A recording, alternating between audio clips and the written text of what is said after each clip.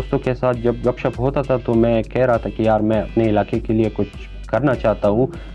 کیونکہ میں نہ کوئی مطلب بہت بڑا پولیٹیکل لیڈر ہوں یا کوئی بیوروکریٹ ہوں، نہ کوئی بزنس مین ہوں، لیکن پھر بھی اس علاقے کے لیے کچھ کرنا چاہتا ہوں۔ ان لوگوں کے ساتھ جب ڈسکس کیا تو میں نے کہا کہ چلو یار ادھر ایک لائبریری بناتے ہیں، تو ادھر سے یہ ایک سوچ بنی اور بہت سارے میرے دوست جو تھے تو ان لوگوں نے مجھے سپورٹ کیا۔ 1500 سے 2000 کے قریب ہمارے پاس اس وقت بکس ہے۔ اسپیشلی رات کے ٹائم پہ جب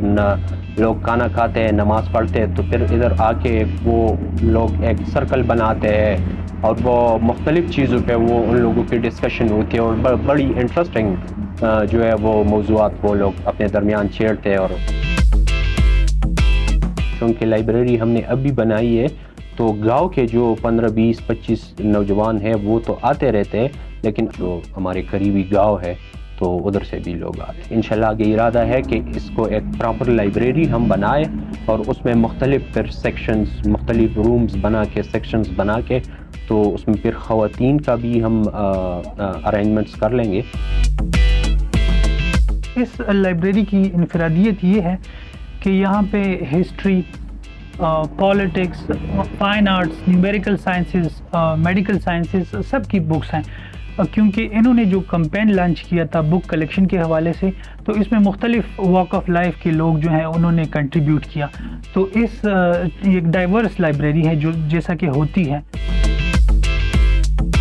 تو یہاں کے جو بچے یہاں پہ پڑھتے ہیں، مڈل، پرائمری اور ایون گریجویشن لیول کے بچے، وہ غربت کے بھی شکار ہیں اور ان کو مطلب فائنینشیل ایڈ کی یہاں پہ بڑی ان کو ضرورت ہوتی ہے، تو اکثر کتابیں جو ہیں کورس کی بکس جو ہیں یا انفارمیشن ٹیکنالوجی سے ریلیٹڈ یا اور دیگر بکس جو ہیں وہ یہیں سے لے کے جاتے ہیں اور یہیں پہ پڑھ لیتے ہیں، تو اس کے مطلب بڑے